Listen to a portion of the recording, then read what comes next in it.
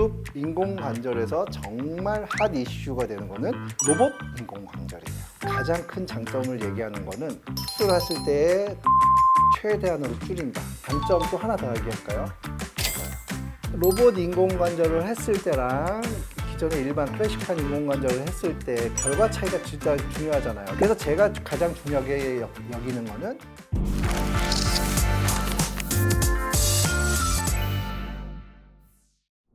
안녕하십니까. 네, 월간 닥터도의 서울 예스병원 정형외과 도윤호 원장입니다. 설이었잖아요. 근데 부모님을 오랜만에 뵈면요, 연세가 있으신 분들은 하루하루 다르게 허리도 휘신 것 같고 막 무릎도 막 옷자달이 나고 그죠. 그럴 때마다 생각이 나요. 아, 이거저거 치료를 좀 해드려야 되겠다, 이런 생각을 하다가도 또 막상 오면 또 까먹으시고 그죠. 그럴 때마다 저희는 어쩔 수 없이 불효자가 될 수밖에 없습니다. 인공관절을 해야겠다 했을 때 여러분들 검색을 해볼 거예요. 그러면은 요즘 무릎 인공관절에서 정말 핫 이슈가 되는 거는 로봇 인공관절이에요. 그래서 오늘은 그 로봇 인공관절에 대해서 정형외과 이제 전문의의 입장에서 그 로봇 인공관절에 대해서 설명을 좀 드리고, 좋은 거 나쁜 거 여러 가지 설명 다 드릴게요. 판단은 여러분들이 좀 하셔도 될 것 같고요. 어떤 로봇이냐 이렇게 얘기하는데, 그 전에 로봇 인공관절을 딱 들었을 때 여러분들 느끼는 감정을 먼저 생각해 볼까요? 로봇가 있어요. 이런 애가 와서 인공관절 해야지 찍 가가지고 막 자르고 뭐 이런 거 생각하실 건데, 그 다음에 우리가 로봇으로 하는 수술에 대한 인식을 가지고 있는 게요, 들어본 적 있으신지 모르겠어요. 다빈치 로봇이라고 있어요. 네, 다빈치 로봇이 요즘 이것도 핫해요. 제일 많이 하는 게 일반외과, 복강경이라든지 비뇨기과 아니면 산부인과에서도 많이 하더라고요. 이 다빈치 로봇은요, 팔이 여러 개 달려 있고요, 수술실 안에 진짜 로봇 팔이 들어가요. 근데 의사는 그 뒤에서 이렇게 똑같이 옷을 입고 로봇을 이렇게 조절하면요, 마치 아이언맨 슈트 입은 것처럼, 네, 그렇게 걔네들이 팔을 진짜 움직여요. 근데 사람 손이 할 수 없는 영역, 돌아가는 거라든지 로테이션이라든지 길이, 그 다음에 사람 눈으로 잘 안 보이는 그런 영역까지 확대해가지고 보여서 아주 정밀하게 수술을 할 수 있어요. 물론 모든 핸들링은 의사가 합니다. 그래서 이렇게 팔 가지고 여러 개 해요. 정말 신기술이고요. 이 다빈치 로봇이라는 게 정말 되게 고가예요. 제가 잠깐 들었기는 한 40~50억 정도로 들었는데, 뭐 물론 환율에 따라서 더 다르겠죠. 근데 이 다빈치 로봇은 정말 장점들이 많습니다. 감염, 수술의 정밀도, 그 다음에 후유증, 여러 가지 정말 많은 장점들이 가지고 있기 때문에 활성화되어 있는데요. 얘네들 처음에 그 미국에서 군사용으로 개발한 거 아세요? 이 로봇을 가지고 수술했을 때 여러 가지 장점이 많기 때문에 대학병원이며 아니 여러 이제 준종합병원들, 그다음에 수술 잘하는 병원들에서 많이 쓰고 있습니다. 로봇 인공관절하고 또 이 다빈치 로봇하고는 완전히 또 달라요.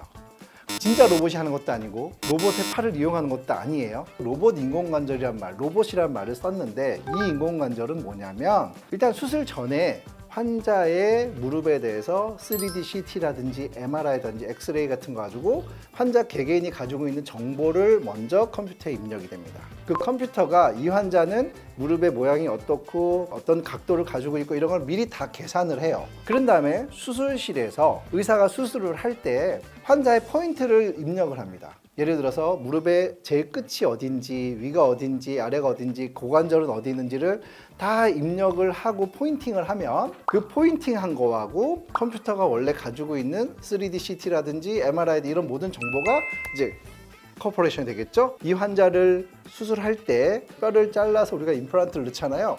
이걸 절삭할 때 정말 요만큼 잘라라 하고 날의 위치를 딱 정해줘요. 환자의 개개인의 차이가 다 다를 텐데 그거를 컴퓨터가 다 알아서 요 각도, 요런 정도를 잘라라 하면 수술하고 나면 모양이 제일 예쁠 거다가 로봇이에요. 그러면 우리가 아는 로봇의 개념하고는 완전히 다른 개념이 되는 거고, 이거를 정확하게 제가 표현을 한다 하면 내비게이션 및 컴퓨터 어시스티드 인공관절이죠. 그러니까 도움을 받는다는 생각을 하면 돼요.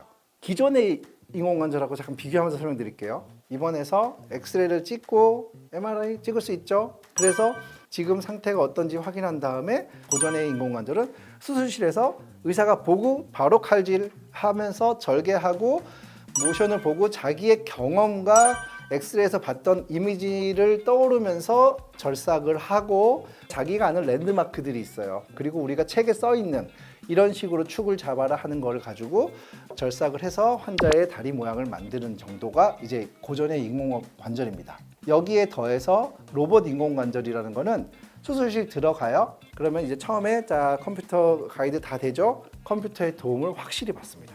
내용은 알았어요. 그러면 왜 그 도움을 받아야 좋은지, 왜 의사들이 그 컴퓨터 어시스트를 하는지를 중요하게 얘기할게요. 인공관절이라는 건요, 각이 틀어져요. 그러니까 사람마다 다리가 일자 모양이 아니잖아요. 이렇게도 휘었고 이렇게도 휘었고 같이 휘기도 하고. 그러면 이거를 이 사람한테 제일 잘 맞춰서 우리가 원하는 가장 해부학적 축에 딱 맞춰서 하려면 결삭의 정렬이 틀어지면요 상당히 큰 차이가 납니다. 예를 들어서 똑바로 안 하고 약간 삐뚤어지게 인공관절이 들어갔어요. 이 인공관절은 오래 못 써요. 인공관절도 수명이 짧아지게 됩니다. 그러니까 최대한 맞춰 놓으면 인공관절을 해놓은 수명이 길어진단 말이에요. 그러면 이 절삭이 얼마나 중요한지 알겠죠? 절삭하고 또 밸런스를 얘기할 거예요.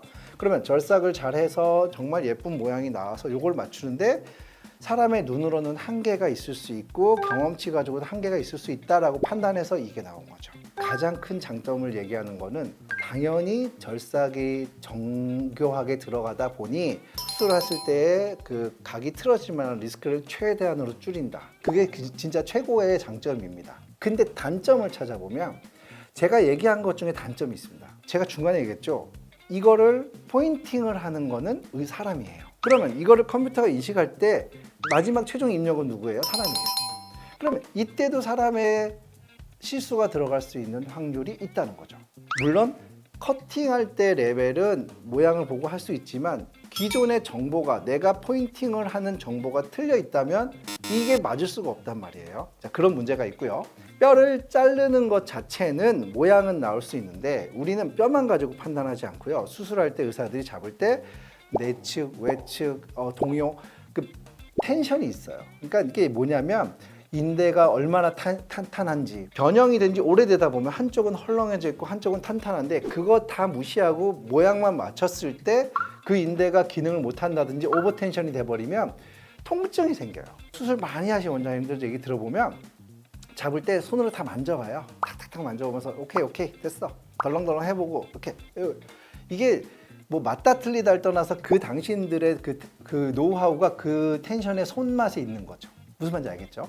그 밸런스를 약간은 무시하고 들어가는 게 로봇 인공관절이에요.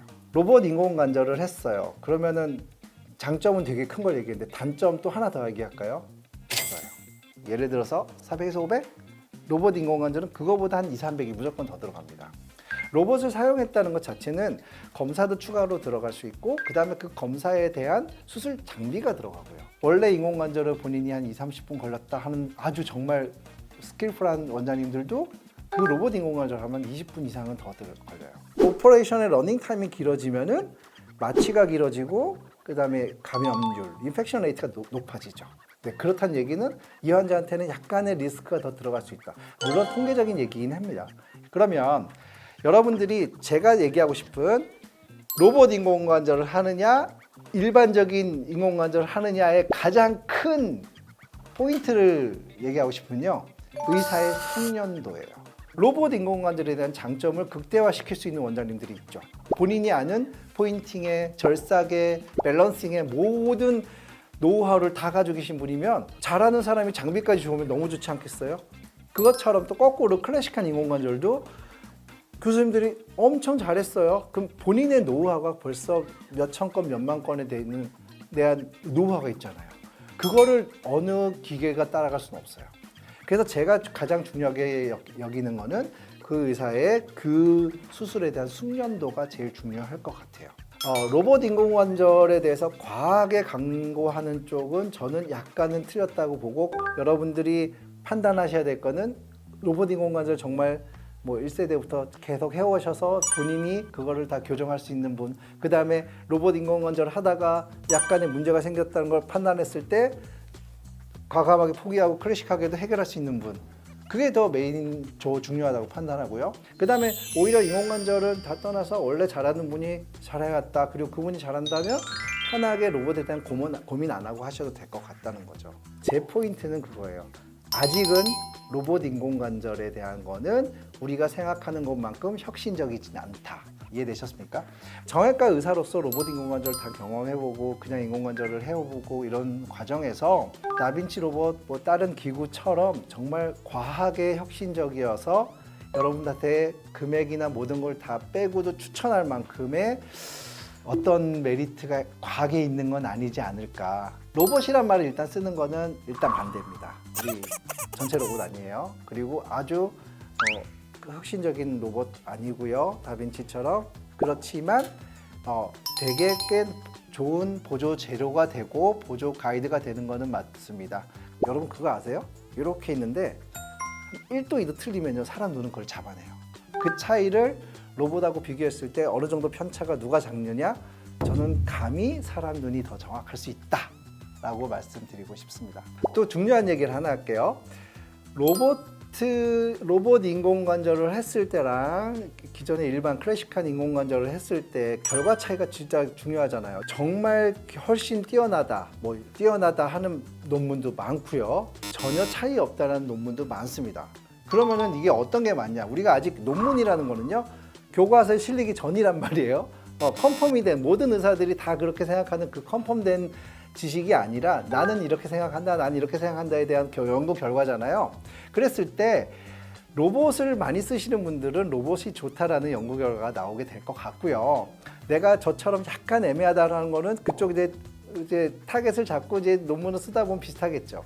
그러면 낫다 틀리다에 대한 논문을 가지고 우리가 유의미하다라고 얘기하기는 조금 아직은 시기상조입니다. 수술하는 100명을 했는데 각도 차이가 얼마 안 되고 네 이렇게 얘기할 수 있어요. 그건 객관적인 자료예요. 각도 차이가 얼마 안 되고 좋아요.